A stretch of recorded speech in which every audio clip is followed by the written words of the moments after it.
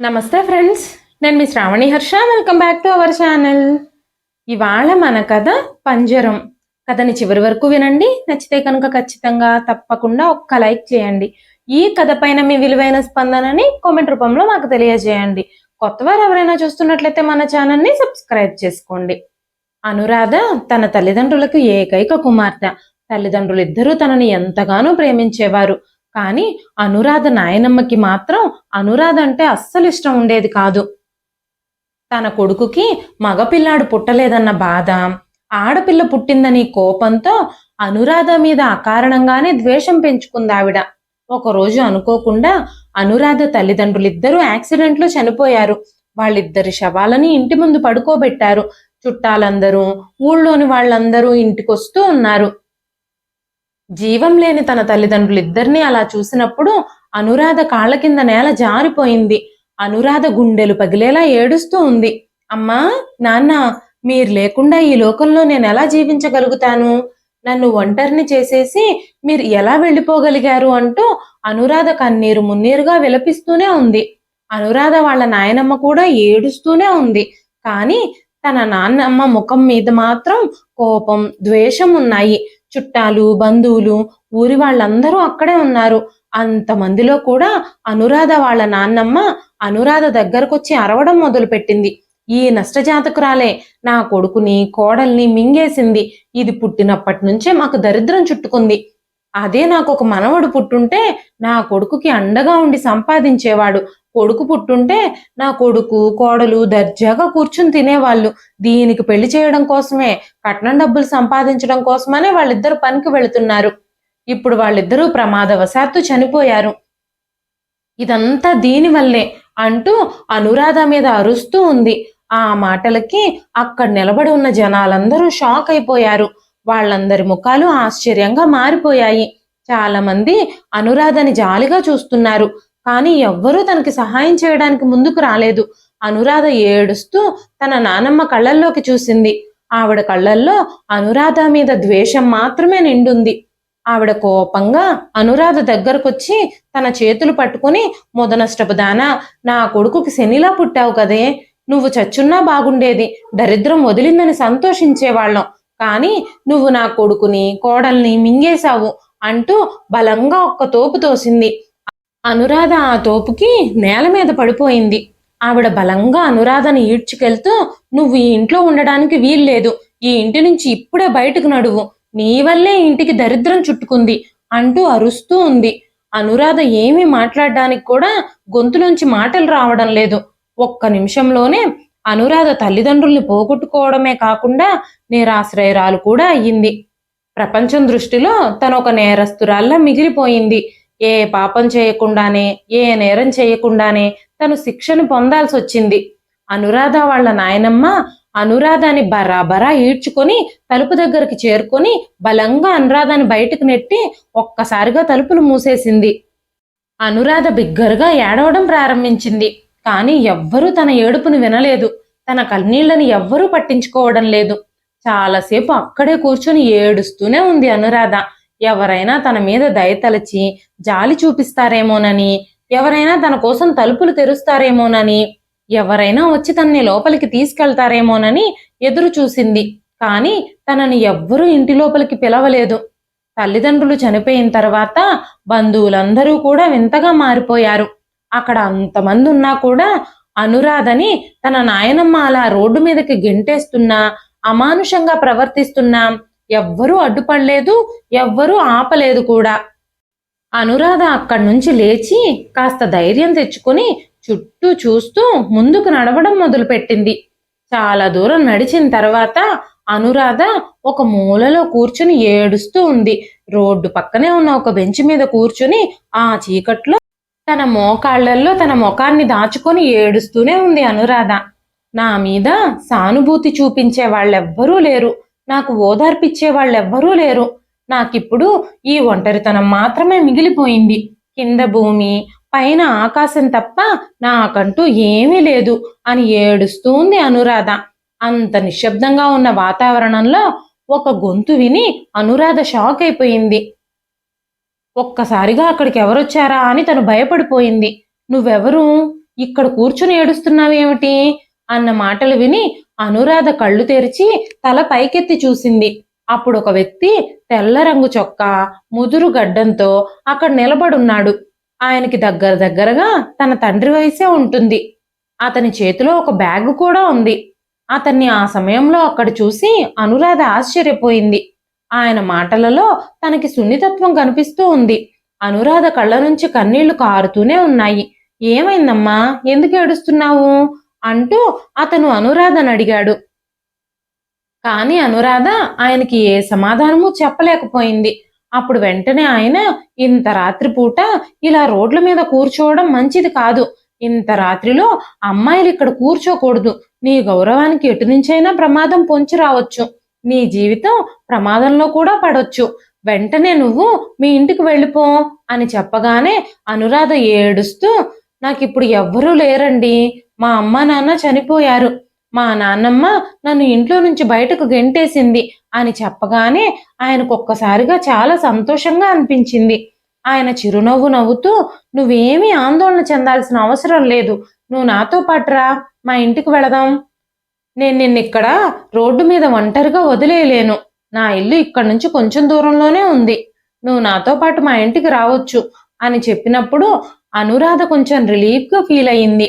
తన బాధని ఒకరు అర్థం చేసుకున్నారని, తనకి అలాంటి నిస్సహాయ పరిస్థితుల్లో ఒకళ్ళు సహాయం చేయడానికి ముందుకొచ్చారని తను చాలా ఆనందించింది. వెంటనే అక్కడి నుంచి లేచి ఆయనని అనుసరిస్తూ అనురాధ ఆయన వెనకాలే వెళ్ళింది. ఆయన అనురాధని వాళ్ళ ఇంటికి తీసుకెళ్లాడు. తన భార్యతో జరిగిన విషయం అంతా చెప్పాడు. అప్పుడు ఆయన భార్య అనురాధకి తాగడానికి నీళ్ళిచ్చింది. ఆ తర్వాత ఆవిడ తనకి భోజనం కూడా పెట్టింది. ఆ తర్వాత ఒక చిన్న గదిలోకి తీసుకెళ్లి, అమ్మా అనురాధ, ఇప్పటి వరకు జరిగిన విషయాలన్నీ మర్చిపో. నీకు జరిగిన అన్యాయం చిన్నదేమీ కాదు. ఆ భగవంతుడు నీ తల్లిదండ్రులిద్దరినీ తీసుకెళ్లిపోయాడు. నీ బాధ ఓదార్చలేనిది. కానీ బాధపడుతూ కూర్చుంటే మనం ముందుకు వెళ్ళలేం. ఇక నుంచి నువ్వు కొత్త జీవితాన్ని ప్రారంభించు. నువ్వు ఇప్పుడు ఒంటరిగా లేవు. ఈ రోజు నుంచి నీకండగా మేమిద్దరం ఉంటాము అని చెప్పి ఆవిడ ప్రేమగా అనురాధ చెయ్యి పట్టుకుంది. ఆవిడలా తన చెయ్యి పట్టుకోగానే అనురాధ గుండె కరిగిపోయింది. అనురాధ ఆవిడ ముందు గట్టిగా ఏడవడం మొదలుపెట్టింది. ఆవిడ అనురాధని ఓదార్చి, నువ్వు ఏడవద్దు, ధైర్యంగా ఉండాలి, ధైర్యం తెచ్చుకోమ్మా అని చెప్పింది. ఆ ఇల్లు కొంచెం పాతగానే ఉంది. అయినప్పటికీ ఆ ఇంట్లో అన్ని సౌకర్యాలు ఉన్నాయి. ఆవిడ అనురాధని ఒక గదిలోకి తీసుకెళ్ళింది. ఆ గదిలో గోడ కానించి ఒక చిన్న మంచం వేసింది. అనురాధ ఆ మంచం మీద కూర్చుని చాలాసేపు ఏడుస్తూనే ఉంది. ఆ భార్యాభర్తలిద్దరూ అనురాధని ఓదార్చడానికి ప్రయత్నిస్తూనే ఉన్నారు. నువ్వు హాయిగా నిద్రపోవాలి, ఏం బాధపడొద్దు, జరిగినవన్నీ మర్చిపో అని వాళ్ళు ధైర్యం చెప్పి అక్కడి నుంచి వెళ్ళిపోయారు. అనురాధ మంచం మీద పడుకుంది, కానీ తనకి నిద్ర పట్టడం లేదు. తను తన బాల్య దినాలన్నింటినీ గుర్తు చేసుకోవడం మొదలుపెట్టింది. అనురాధ తన తల్లిదండ్రులతో చాలా సంతోషంగా జీవించేది. తల్లిదండ్రులు ఇద్దరూ అనురాధని చాలా ప్రేమగా చూసుకునేవారు. తను ఏమి అడిగినా కాదనకుండా కొనిచ్చేవారు. నాన్నమ్మకి తనంటే చిన్నప్పటి నుంచి ఇష్టం లేకపోయినా తల్లిదండ్రుల ప్రేమ వల్ల ఆ విషయాన్ని తను పెద్దగా పట్టించుకోలేదు అనురాధ. కానీ ఈ రోజు తన తల్లిదండ్రులిద్దరూ తనకి దూరమై తనని అనాథని చేసేశారు. కానీ ఒక మనిషి తనని జాలిపడి ఇంటికి తీసుకొచ్చారు. ప్రకాష్ గారు తనని ఇంటికి తీసుకొచ్చినప్పుడు, తనని కూతుర్లా చూసుకుంటామని చెప్పినప్పుడు అంతా బాగానే ఉంటుందని అనురాధ అనుకుంది. ఆ ఇంట్లోకి అడుగుపెట్టిన వెంటనే తనకి చాలా ప్రశాంతంగా అనిపించింది. ఆ ఇల్లు చాలా చిన్నదే, కానీ చాలా బాగుంది. చాలా నీట్గా సర్దుంది. అందమైన పెయింటింగ్స్ కూడా గోడల మీద ఉన్నాయి. తనకిచ్చిన గది కూడా చాలా బాగుంది. తన మంచం పక్కనే ఒక అల్మారా కూడా ఉంది. విజయ గారు కూడా అనురాధని ఓదారుస్తూ, ఈ రోజు నుంచి నువ్వు మా కూతురువి. నువ్వు అస్సలు ఇక్కడ సిగ్గుపడాల్సిన అవసరం లేదు. నీకెలాంటి భయము లేదు. ఏం కావాలన్నా నీకు మేమున్నాం. మాతో సంతోషంగా ఉండడానికి ప్రయత్నించు. నీకేం కావాలన్నా నాతో చెప్పు. ఏం మొహమాటం పడొద్దు. కానీ ఈ ఇంట్లో కొన్ని రూల్స్ ఉన్నాయి, వాటిని నువ్వు కూడా జాగ్రత్తగా పాటించాలి అని చెప్పినప్పుడు అనురాధ మెల్లగా తలూపింది. అప్పటి వరకు ఏడుస్తూ ఉన్న తనకి తన జీవితంలో ఒక ఆశాకిరణం దొరికినట్టుగా అయ్యింది. మరుసటి రోజు ఉదయం వింత అనుభూతితో అనురాధ ఉదయాన్నే మేల్కొంది. వెంటనే విజయ గారు అనురాధతో ఇంటి పనులన్నీ చేయమని చెప్పారు.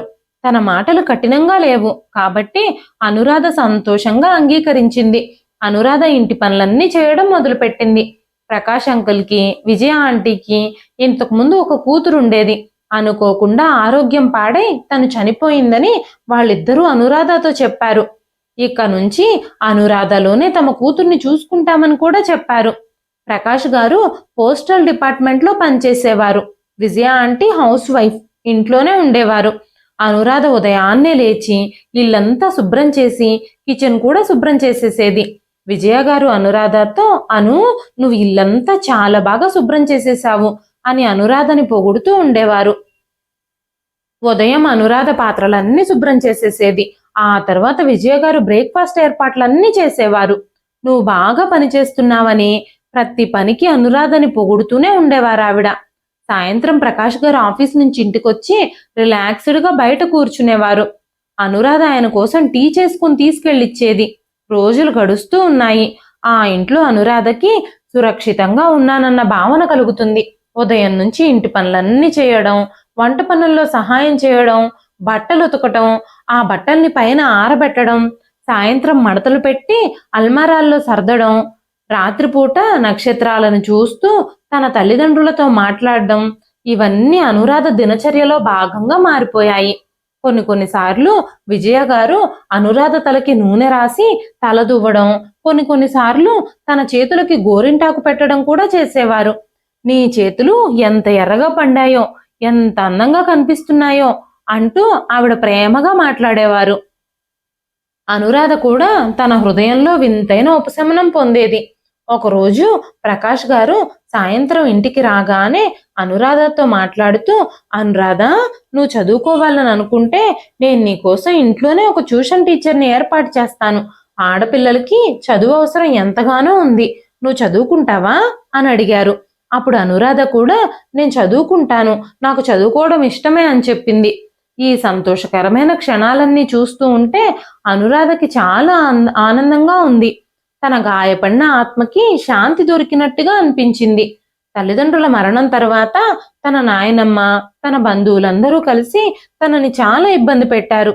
మెల్లమెల్లగా తన మనసుకైన గాయాలన్నీ మరిచిపోతుంది అనురాధ రాత్రిపూట నిద్రపోయేటప్పుడు ఆ భగవంతునికి రోజు ప్రార్థన చేస్తూ ఉండేది.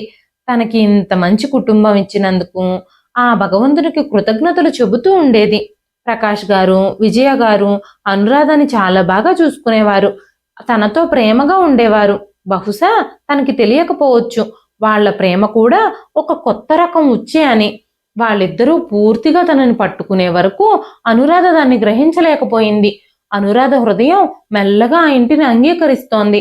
భార్యాభర్తలిద్దరూ తనని చాలా ప్రేమగా చూసుకుంటున్నారని భావిస్తోంది. కానీ మెల్లమెల్లగా వాళ్లలో ఏవో వింత మార్పులు సంభవిస్తున్నాయి. అవి అనురాధ హృదయాన్ని తులుస్తూనే ఉన్నాయి.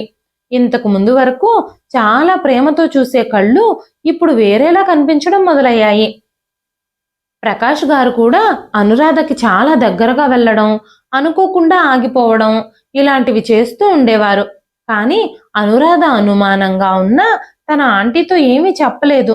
ఒకరోజు ప్రకాష్ గారు ఉదయాన్నే పోస్ట్ ఆఫీస్కి వెళ్లే ముందు అనురాధని పిలిచి, అనురాధ, రేపు మన ఇంటికి అతిథులు వస్తున్నారు, నువ్వు బాగా రెడీ అవ్వాలి. మీ ఆంటీ నీ కోసం బట్టలు కొనాలి అనుకుంటున్నారు, తను నిన్ను షాపింగ్కి తీసుకెళ్తుంది అని చెప్పగానే ఒక్కసారిగా అనురాధ ఆశ్చర్యపోయింది. చాలా రోజుల నుంచి అనురాధ ఆ ఇంట్లోనే ఉంటుంది, కానీ ఇప్పటి వరకు ఆ ఇంటికి ఒక్క గెస్ట్ కూడా రాలేదు అని ఆలోచిస్తూ ఉంటే అనురాధ హృదయం అంతా ఏదో వింత భయం మొదలైంది. ఆ తర్వాత చాలాసేపటికి సరే, దగ్గర బంధువులు ఎవరైనా అయ్యుండొచ్చు కదా అని అనుకుంది. ఆ తరువాత అనురాధని మార్కెట్కి తీసుకెళ్లి విజయ గారు ఒక నీలం రంగు లెహంగాని తన కోసం కొన్నారు. రేపొద్దున నువ్వు చాలా మంచిగా రెడీ అవ్వాలి, అతిథుల ముందు నువ్వు చాలా అందంగా కనిపించాలి అని ఆవిడ అనురాధతో చెప్పారు. కానీ అనురాధ ఇప్పుడు సంతోషంగా లేదు. మరుసటి రోజు ఉదయాన్నే లేచి స్నానం చేసి కొత్త బట్టలు వేసుకొని అద్దం ముందు నిలబడి తనని తాను చూసుకుంటూ ఉన్నప్పుడు ఆ బట్టల్లో తనకి తానే వింతగా కనిపించింది. అనురాధ ఆ బట్టల్లో చాలా అందంగా కొత్త కళతో మెరిసిపోతూ ఉంది. విజయ గారు, ప్రకాష్ గారు అనురాధ గదిలోకి వచ్చి అనురాధని చూసి ఒక్కసారిగా ఆశ్చర్యపోయారు. అనురాధ, నువ్వు చాలా అందంగా ఉన్నావు. అతిథులందరికీ నువ్వు తప్పకుండా నచ్చుతావు అంటూ బయటకు వెళ్ళిపోయారిద్దరు. అనురాధ గుండె వేగంగా కొట్టుకోవడం ప్రారంభించింది. అదేమిటి? అతిథులకి నేను నచ్చడం ఏమిటి? అసలు నేను నచ్చాల్సిన అవసరం ఏమిటి అని కంగారు పడుతూ ఆలోచించడం మొదలుపెట్టింది. అప్పుడే ఒక ఇద్దరు వ్యక్తులు ఇంట్లోకి ప్రవేశించారు. ఆ అపరిచిత వ్యక్తుల మొహం మీద చిరునవ్వు ఉంది, కానీ వాళ్ళ కళ్ళల్లో మాత్రం కామమే కనిపిస్తోంది. అనురాధని ప్రకాష్ గారు, విజయ గారు బయటికి పిలవగానే అనురాధ బయటకొచ్చింది. అప్పుడు విజయ గారు అనురాధతో వాళ్ళకి నమస్కరించమని చెప్పారు. ఆ వచ్చిన వ్యక్తులలో ఒకరు అనురాధని కింద నుంచి పైదాకా చూడడం మొదలుపెట్టారు. ఆ చూపులు అనురాధకి చాలా ఇబ్బందిగా ఉన్నాయి. వాళ్ళు మాట్లాడుతున్న మాటలలో వాళ్ళు ఉపయోగించే పదాలన్నీ అనురాధకి అస్సలు నచ్చలేదు. వాళ్ళెందుకు అంత తప్పుడు మాటలు మాట్లాడుతున్నారో అనురాధకి అర్థం కాలేదు. అనురాధకి అక్కడ ఒక్క క్షణం కూడా ఉండాలి అని అనిపించలేదు. అనురాధ గదిలోకి వెళ్ళిపోవడం మొదలు పెట్టగానే ప్రకాష్ గారు, అనురాధ, వీళ్ళిద్దరూ నీకోసమే వచ్చారు. వాళ్ళు నీతో మాట్లాడాలి అని అనుకుంటున్నారు. వీళ్ళు మాకు చాలా ప్రత్యేకమైన అతిథులు. వాళ్ళు చెప్పినట్టు నువ్వు విను అని చెప్పగానే ఆ మాటలకి అనురాధకి చాలా కోపం వచ్చింది. వీళ్ళిద్దరినీ ఇన్ని రోజులు నేను తల్లిదండ్రులుగా భావించాను. వీధుల్లో తిరుగుతున్న నన్ను ఈ ఇంటికి తీసుకొచ్చి నాకు ఆశ్రయం కల్పించి నాకు బట్టలు, కావలసిన వస్తువులు అన్నీ ఇచ్చారు. వీళ్ళు ఎంతో మంచివాళ్ళు, దేవతా సమానులుగా నేను భావించాను. కానీ వీళ్ళల్లో ఇంత క్రూరత్వం ఉందా? వీళ్ళల్లో నాకు కనిపించని కోణం మరొకటుందా అని అనురాధ ఆలోచించడం మొదలుపెట్టింది. కోపంగా తన గదిలోకి వెళ్ళిపోయింది అనురాధ. కాసేపటి తర్వాత ప్రకాష్ గారు అనురాధ గది తలుపులు తట్టారు. ఆయన స్వరం మునుపటిలాగా మధురంగానే ఉంది, కానీ ఆయన మాటలు మాత్రం అనురాధకి విషంలా అనిపిస్తున్నాయి. అమ్మాను, బయటకు రమ్మా, నీకోసమే వాళ్ళు ఎదురు చూస్తూ ఉన్నారు. ఈ రోజు నీ వివాహం నిర్ణయించబడింది, ఇంకాసేపట్లోనే నీ పెళ్లి అని చెప్పగానే ఆ మాటలు విన్న అనురాధ కాళ్ళ కింద నేల జారిపోయింది. నువ్వు చాలా రోజులుగా మా ఇంట్లోనే నివసిస్తున్నావు కదా, నీకిప్పుడు పెళ్లి వయసు వచ్చింది, నీకు పెళ్లి చేయాల్సిన బాధ్యత మాదే కదా అని చెప్పారాయన. బయట పంతులు గారు కూడా ఉన్నారు. వివాహ కార్యక్రమం కూడా వేగంగా మొదలైపోయింది. విజయ గారు అనురాధని బలవంతంగా తీసుకొచ్చి అక్కడ కూర్చోబెట్టారు. అనురాధ ఇష్టాయిష్టాలతో అక్కడెవ్వరికీ పని లేదు. అనురాధ గొంతులోంచి ఒక్క మాట కూడా రావడం లేదు. వివాహ కార్యక్రమాలన్నీ వేగంగా జరుగుతూ ఉన్నాయి. అనురాధకి అక్కడ జరుగుతుంది ఏమీ నచ్చలేదు. తను అక్కడి నుంచి పారిపోవాలి అని అనుకుంది. కానీ అందరూ తన చుట్టూ నిలబడున్నారు. ఇన్ని రోజులు ఇంత నమ్మించి వాళ్ళిద్దరూ తనకి నమ్మక ద్రోహం చేసేశారు. అనురాధ ఏమీ చేయలేక తలదించుకుని కూర్చుంది. తను ఎవరినైతే తల్లిదండ్రులుగా భావించిందో వాళ్ళు ఈరోజు నమ్మించి తన గొంతు కోసేస్తున్నారు. తన గొంతు నుంచి ఒక్క మాట కూడా బయటకు రావడం లేదు. ఆ ఎదురుగా ఉన్న వ్యక్తి తన మెడలో మంగళసూత్రాన్ని కట్టాడు. అనురాధ ఆ వ్యక్తిని తోసేస్తూ ఉన్నప్పుడు విజయగారు బలవంతంగా అనురాధ చెయ్యి పట్టుకొని తనని ఆపారు. ఆ వ్యక్తి అనురాధ మెడలో తాళి కూడా కట్టేశాడు. కానీ అనురాధ అక్కడ ఏం జరుగుతున్నా ఎదురు తిరగలేని, ఏమీ మాట్లాడలేని అసహాయురాలిగా మిగిలిపోయింది. అసలు తన ప్రమేయమేమీ లేకుండానే అక్కడ పెళ్లి కార్యక్రమం జరిగిపోయింది. ఒక నడి వయసున్న వ్యక్తి అనురాధని పెళ్లి చేసుకున్నాడు. ఆ తరువాత ఆ వ్యక్తి అనురాధని తీసుకొని కారులో కూర్చున్నాడు. ఆ వచ్చిన వాళ్ళు ప్రకాష్ గారికి, విజయ గారికి చాలా డబ్బులిచ్చారు. వాళ్ళిద్దరి ముఖాలు ఏదో సాధించినట్టుగా గర్వంతో నిండిపోయాయి. కానీ అనురాధ గుండెల్లో మాత్రం పెద్ద తుఫానే చెలరేగుతూ ఉంది. కారులో కూర్చుని కిటికీలోంచి బయటకు చూస్తూ ఉంది అనురాధ.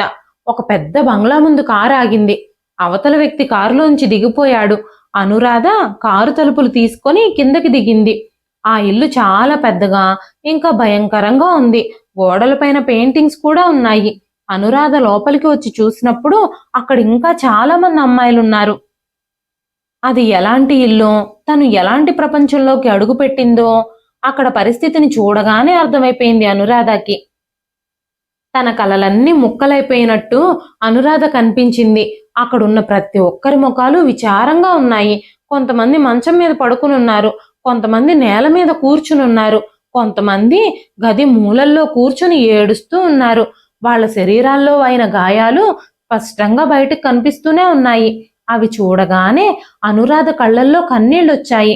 అప్పుడు అనురాధని ఎవరో ఒక గదిలోకి తీసుకెళ్లి, ఇక్కడ నిశ్శబ్దంగా ఉండాలి, మీ గొంతు నుంచి శబ్దం బయటకొస్తే మామూలుగా ఉండదు అని చెప్పి డోర్ లాక్ చేసేసి వెళ్ళిపోయారు.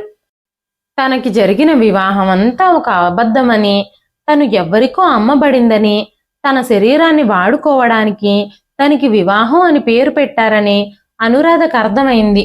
కన్న కూతుర్లా చూసుకుంటామని, తనకు వయసు వచ్చే వరకు తమ దగ్గర ఉంచుకొని తనని నిర్దాక్షిణ్యంగా డబ్బులకు అమ్మేసిన ప్రకాష్ గారు, విజయ గారి గురించి తలుచుకుంటూ ఉంటే అనురాధకి అసహ్యంగా అనిపించింది.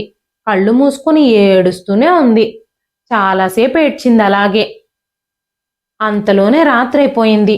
ఆ గది తలుపులు ఇంకా బయట నుంచి మూసేసే ఉన్నాయి. ఆ ఇంట్లో ఎవ్వరూ తన గురించి పట్టించుకోలేదు. కాసేపటి తర్వాత ఆ గది తలుపులు తెరుచుకున్నాయి. ఎవరో తన గదిలోకొచ్చారు. తన మంచం మీద కూర్చున్నారు. ఆవిడ వయసులో చాలా పెద్దావిళ్ళ కనిపిస్తున్నారు.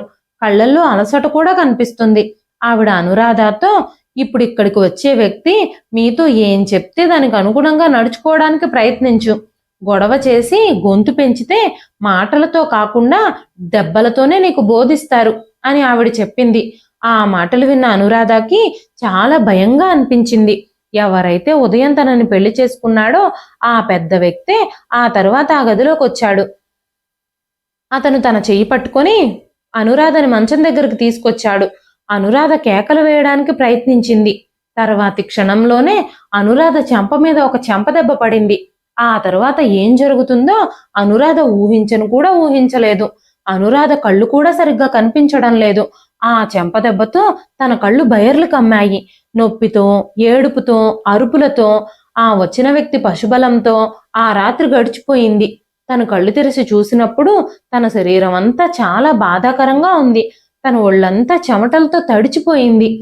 కాసేపటి తర్వాత రాత్రి తన దగ్గరకు వచ్చిన పెద్దావిడ మళ్ళీ అనురాధ దగ్గరకొచ్చి ఒక గ్లాస్తో నీళ్లు తెచ్చి, నువ్వు నీ చెమటలు తుడుచుకొని ఈ మంచినీళ్లు తాగు.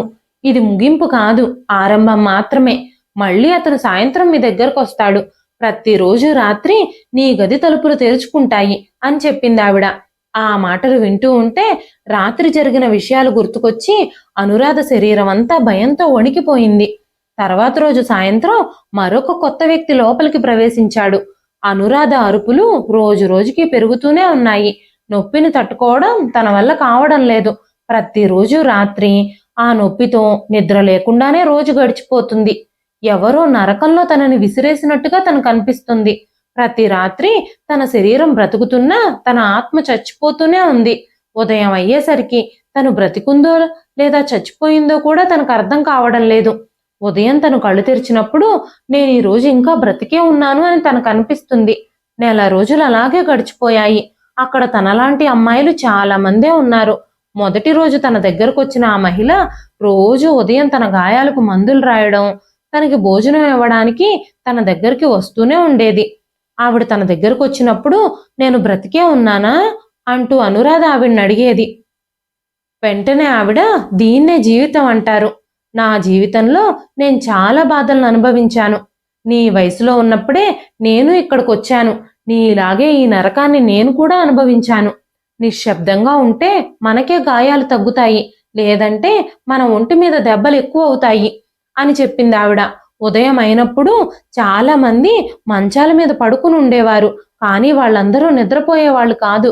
రాత్రి జరిగిన దాన్ని తలుచుకుంటూ, మళ్ళీ జరగబోయే రాత్రుల గురించి భయపడుతూ, బెదిరిపోతూ అక్కడున్న వాళ్ళెవ్వరికీ నిద్ర కూడా పట్టేది కాదు. అనురాధ 2-3 రోజుల నుంచి అక్కడే ఉన్న ఒక అమ్మాయిని గమనిస్తూనే ఉంది. తను ఎవ్వరితోనూ ఏమీ మాట్లాడకుండా ఆకాశం వైపు చూస్తూ మౌనంగా ఉండేది. ఆ రోజు అకస్మాత్తుగా ఆ అమ్మాయి ఎవ్వరూ ఊహించని విధంగా కిటికీలోంచి దూకి ఆత్మహత్య చేసుకుంది. తన శరీరం నుంచి ప్రాణం వేరైపోయింది. తన రక్తమంతా నేల మీద విస్తరించింది. అప్పుడు ఆమె ముఖంలో ఒక ప్రశాంతత కనిపించింది. అక్కడున్న ఏ అమ్మాయి ముఖంలోనూ కనిపించని ప్రశాంతత అది. ఇక నుంచి ఏ రాత్రి నన్ను ఎవ్వరూ బాధ పెట్టరు, ఇక నుంచి ఏ రాత్రి నేను కన్నీళ్లు పెట్టుకోవాల్సిన అవసరం లేదు అనే ప్రశాంతత అది. నేను కూడా ఇలా చేయగలనా? నా శరీరాన్ని రోజు బాధించడం కంటే ఒక్కసారిగా నేను చచ్చిపోగలనా అని తనలో తానే ప్రశ్నించుకుంది అనురాధ.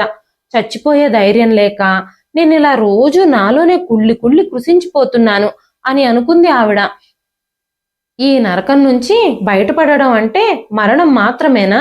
ఇక్కడి నుంచి తప్పించుకుని పారిపోవచ్చు కదా అని ఆలోచించడం మొదలుపెట్టింది అనురాధ. కానీ అది అంత సులువైన విషయం కాదు. ఆ ఇంటి చుట్టూ చాలా మందే కాపలా కాస్తూ ఉంటారు. తప్పించుకోవడానికి ప్రయత్నించి దొరికిపోతే తనకి పడే శిక్షలు ఎంత దారుణంగా ఉంటాయో అని అనురాధ భయపడింది. కానీ ధైర్యం చేసి ఒకరోజు రాత్రి కిటికీ దగ్గర నిలబడి కిటికీ స్క్రూని తెరవడం ప్రారంభించింది. తన చేతులు కాళ్ళు వణుకుతున్నాయి. ఇక్కడి నుంచి ఎలాగైనా పారిపోవాలి, ఎలాగైనా ఈ నరకం నుంచి తప్పించుకోవాలి. ఈ కిటికీ ఎలాగైనా ఓపెన్ చేసి 10 అడుగులు కిందకి దూకితే నేను నేల మీదకి వెళ్తాను, అక్కడి నుంచి ఎలాగైనా తప్పించుకోవాలి అని నిర్ణయించుకుంది తను. కిటికీ ఓపెన్ అవ్వగానే కళ్ళు మూసుకుని నేల మీదకి దూకింది. తన శరీరంలో ఒక్కసారిగా చాలా నొప్పి వ్యాపించింది. ఆకాశం వైపు తన కళ్ళెత్తి చూసినప్పుడు తన ముఖం మీద వర్షం కురుస్తూ ఉంది. మొదటిసారిగా ఆ చల్లని నీళ్లు తన మొహం మీద పడినప్పుడు చాలా గొప్ప అనుభూతి చెందింది అనురాధ. వర్షం కారణంగా ఆ ఇంటి చుట్టూ ఎవ్వరూ లేరు. మెల్లగా అక్కడి నుంచి తప్పించుకొని రోడ్డు మీదకు వెళ్ళి అక్కడి నుంచి పరిగెడుతూ ఉంది అనురాధ. వర్షం కారణంగా రోడ్డు మీద ఒక్క వాహనం కూడా లేదు. అనురాధ పరిస్థితి చూసి స్కూటీలో వెళుతున్న ఒక అమ్మాయి తన దగ్గరకొచ్చి బండాపి అనురాధ చేతికి గాయమై రక్తం కారడం చూసి అనురాధ ఇబ్బందుల్లో ఉందని అర్థం చేసుకొని తనని ఆసుపత్రికి తీసుకెళ్ళింది. డాక్టర్ వచ్చిన వెంటనే అనురాధని చెక్ చేసి తన శరీరం మీద ఉన్న గాయాలన్నీ శుభ్రం చేశారు. ప్లాస్టర్లు కూడా అంటించారు. తనకి మెడిసిన్స్ కూడా ఇచ్చారు. తన శరీరం మీద ఉన్న గాయాలు దెబ్బలు చూసి డాక్టర్లు కూడా భయపడిపోయారు. తన శరీరం అయితే బయటపడింది, కానీ తన ఆత్మ మాత్రం అదే బంగ్లాలో ఖైదు చేయబడినట్టు తనకు అనిపించింది. ఎందుకంటే అనురాధ అప్పుడు స్పృహలో లేదు. తన ఒంటి మీద దెబ్బలు గాయాలు చూసి ఇది మామూలు విషయం కాదని ఆ డాక్టర్ పోలీసులకు ఇన్ఫార్మ్ చేశారు. తనకి స్పృహ వచ్చిన వెంటనే పోలీసులు తన దగ్గరకొచ్చి ఆరా తీశారు. పోలీసులు తన మీద సానుభూతి చూపించడం ప్రారంభించారు. అనురాధ పోలీసులతో ఆ భవనం గురించి, అక్కడున్న వ్యక్తుల గురించి, తనని ఇబ్బంది పెట్టిన వాళ్ళ గురించి చెప్పినప్పుడు ఆ పోలీసులు కూడా తనకదంతా విని కన్నీళ్లు పెట్టుకున్నారు. అనురాధ తనకిక న్యాయం లభిస్తుంది అని అనుకుంది.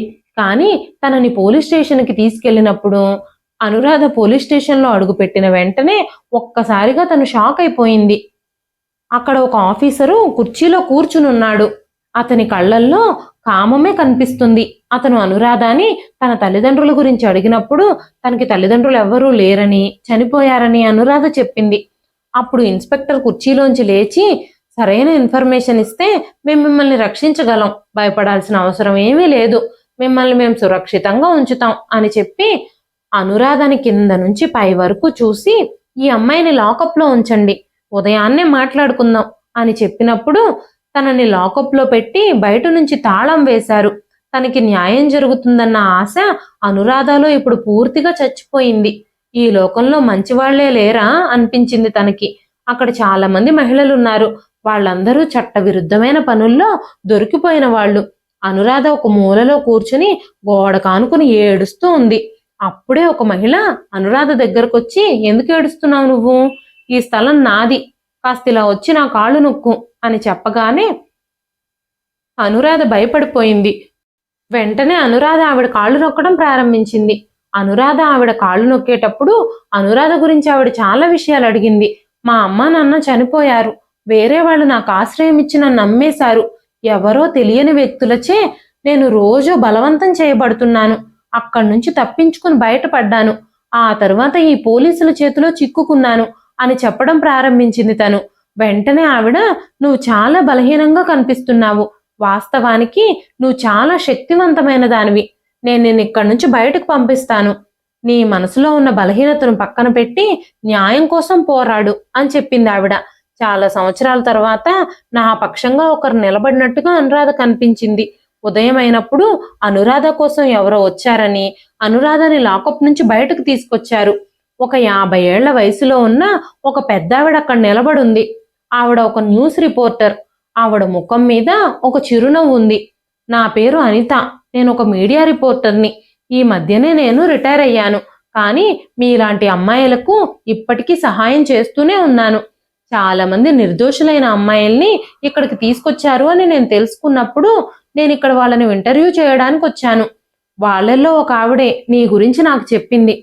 ఇక్కడి నుంచి నేను బయటకు తీసుకెళ్తాను. నీకు జరిగిన అన్యాయానికి వ్యతిరేకంగా నువ్వు గొంతెత్తి పోరాడాల్సి ఉంటుంది. నువ్వు పోరాడగలవా? నీకు అండగా నేనుంటాను. నీకు ఆ ధైర్యం ఉందా అని చెప్పి అడిగింది.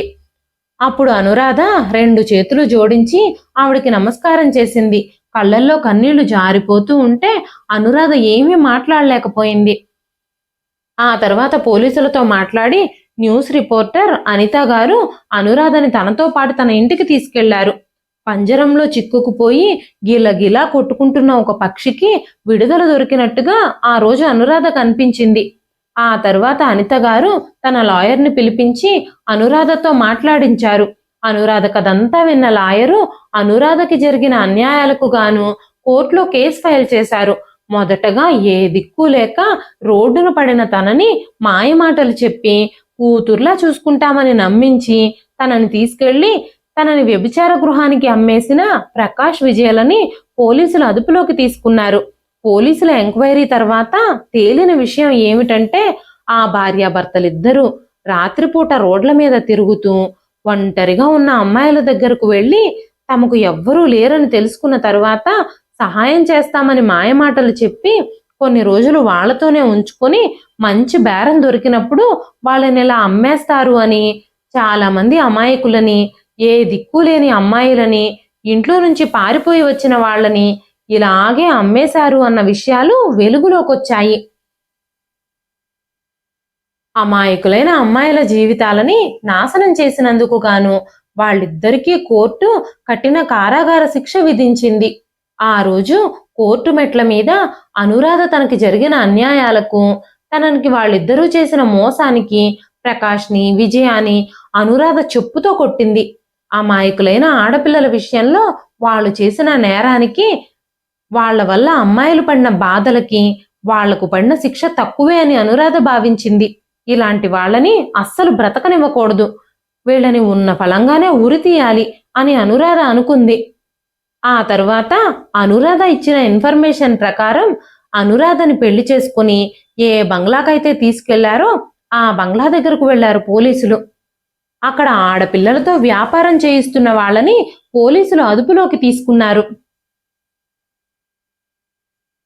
ప్రకాష్, విజయల లాంటి వాళ్ల దురాశలకు బలైపోయి అనేక ఆకృత్యాలకు గురై ప్రతిరోజు చచ్చి బ్రతుకుతున్న చాలా మంది అమ్మాయిలని ఆ బంగ్లా నుంచి పోలీసులు విడిపించారు. వాళ్ళందరికీ వైద్య పరీక్షలు చేసినప్పుడు వాళ్ళ మానసిక పరిస్థితులు అస్సలు బాగోలేదని తేలింది. వాళ్ళందరికీ కౌన్సిలింగ్ ఇప్పించమని కౌన్సిలింగ్ కోసం కౌన్సిలింగ్ కేంద్రాలకు తరలించారు. కౌన్సిలింగ్ పూర్తయిన తరువాత వాళ్ల కాళ్ల మీద వాళ్ళు నిలబడేలా వాళ్ళందరికీ ఉపాధి కల్పించే దిశగా ఏర్పాట్లు చేయాలని కోర్టు తీర్పిచ్చింది. తను ఒక బలహీనురాలిగా మిగిలిపోకుండా తప్పు చేసిన వాళ్ళందరికీ శిక్ష పడేలా చేసి అనేక మంది ఆడపిల్లల్ని ఆ నరక కూపం నుంచి రక్షించిన అనురాధని రిపోర్టర్ అనిత చాలా అభినందించింది. అనురాధ కూడా ఆ న్యూస్ రిపోర్టర్ అనిత గారి దగ్గరే ఉండి తన దగ్గర ట్రైనింగ్ తీసుకుంటూ ఉంది. అతి తక్కువ కాలంలోనే అనురాధ కూడా ఒక ఛానల్లో రిపోర్టర్గా ఉద్యోగం సంపాదించింది. అప్పటి నుంచి ఉమెన్ ట్రాఫికింగ్ కి వ్యతిరేకంగా పోరాటం చేస్తూనే ఉంది. ఎవరైతే అక్రమంగా ఆడపిల్లలతో వ్యాపారం చేస్తున్నారో అలాంటి వాళ్ళని బయటకు తీసుకొచ్చి శిక్ష పడేలా చేస్తూనే ఉంది. ఎంతో మంది ఆడపిల్లల జీవితాలు నాశనం కాకుండా కాపాడే దిశగా ఉద్యమం కొనసాగిస్తూనే ఉంది అనురాధ. ఇదండి ఈ రోజు కథ. ఈ కథ మీకు ఎలా అనిపించింది? కథ నచ్చితే ఒక్క లైక్ చేయండి. ఈ కథ పైన మీ విలువైన స్పందనని కామెంట్ రూపంలో మాకు తెలియజేయండి. మరెన్నో ఇలాంటి ఇంట్రెస్టింగ్ కథల కోసం మన ఛానల్ని సబ్స్క్రైబ్ చేసుకోండి. మరొక మంచి కథతో రేపు మళ్ళీ కలుస్తానండి. అంతవరకు సెలవు.